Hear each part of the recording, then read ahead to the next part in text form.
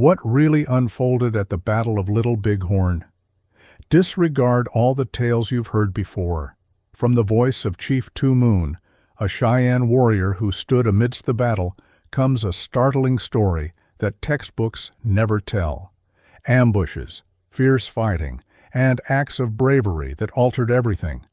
This is the unvarnished raw truth behind one of America's most legendary confrontations.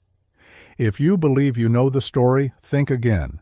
Pay attention, because Chief Two Moon's account will astonish you and change your perspective on history. As you watch, don't forget to like this video and subscribe to our channel to support this community.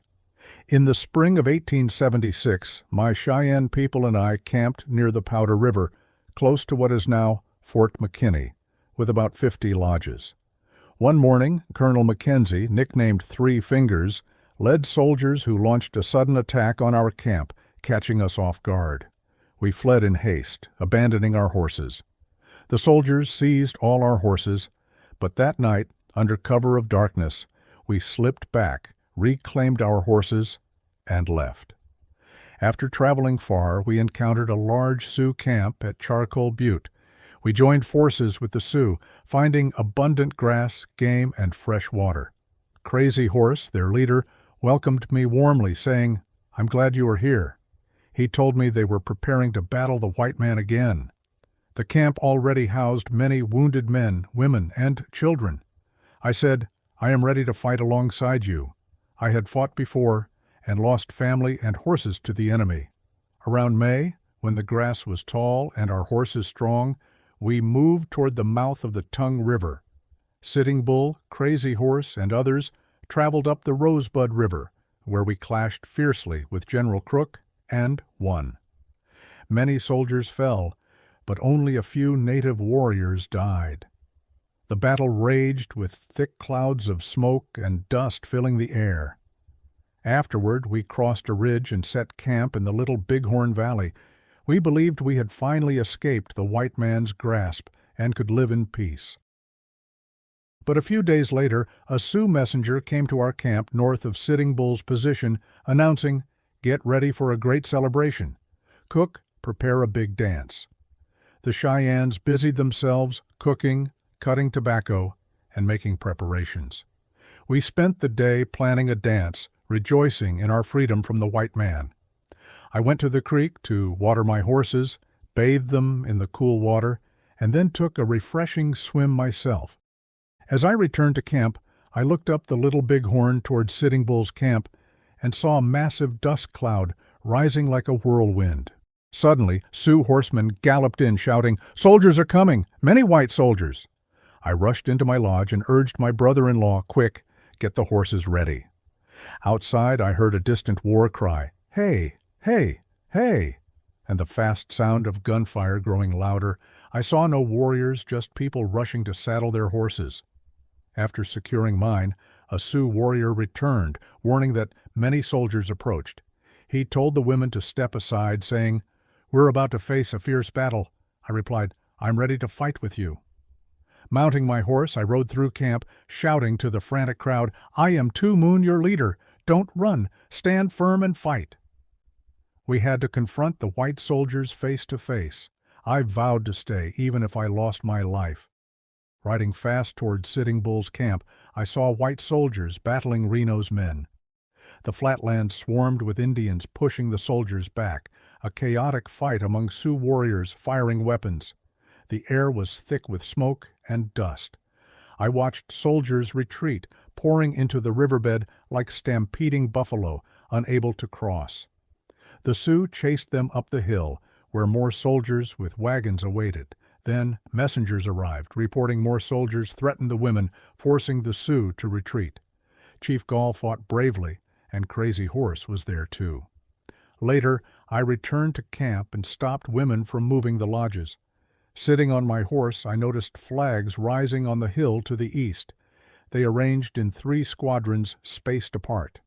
A bugle sounded, soldiers dismounted, while some led horses back over the hill. The Sioux charged the ridge from all directions, riding swiftly with the Cheyennes taking the left path. Gunfire erupted rapidly, pop, pop, pop. Some soldiers knelt, others stood with officers leading from the front. Thick smoke hung like a great cloud. Dust rose like smoke wherever the Sioux rode. We completely encircled them, moving like water around a stone. We fired, rode fast, fired again.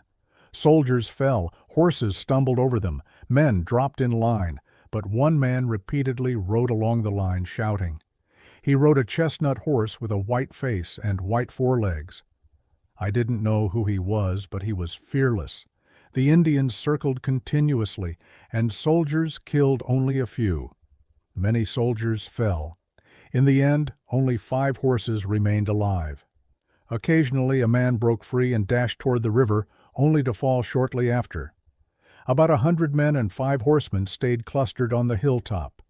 Throughout the fight, the bugler kept sounding commands bravely. Then a chief was killed. I heard it might have been Longhair Custer, but I wasn't sure. The 5 horsemen and roughly 40 men moved toward the river, led by the man on the chestnut horse who kept shouting encouragement. He wore a buckskin shirt, had long black hair and a mustache, and fought fiercely with a large knife. His men were covered in white dust, making rank unclear. One man ran alone down toward the river, then circled back over the hill. I thought he might escape, but a Sioux warrior shot him in the head. He was the last one standing, with braids on his arms. All soldiers were dead, their bodies stripped of belongings. After that, it was hard to tell who the officers were. The bodies lay where they fell, a grim reminder of the battle's outcome. That night, no dance was held. Sorrow weighed heavily on us. The next day, 2 Cheyennes, the Sioux chiefs, and I, Moon, went to the battlefield to count the dead.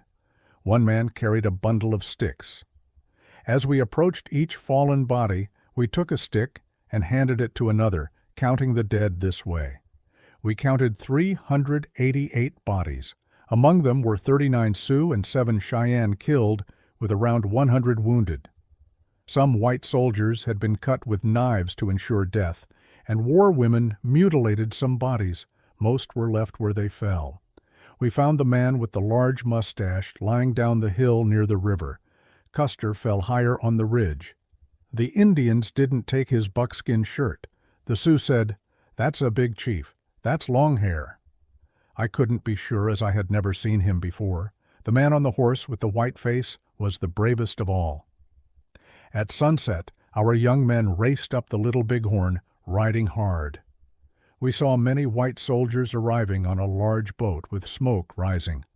I gathered my people, and we quickly moved up the Little Bighorn into Rotting Grass Valley. We stayed there 3 days, then rode back swiftly along our previous path to the east. Sitting Bull returned to the Rosebud and headed down the Yellowstone, traveling north. I never saw him again. So, what do you think of Chief Two Moon's incredible story? Has your view of the Battle of Little Bighorn changed? The battlefield may be silent now, but the echoes of that day still resonate. Which part of Two Moon's account surprised you most? What questions remain? Share your thoughts in the comments below. Let's explore history together. And if you want more forgotten stories like this, subscribe and hit the notification bell. History isn't only about the past, it's about understanding today. Thanks for watching, and I'll see you in the comments.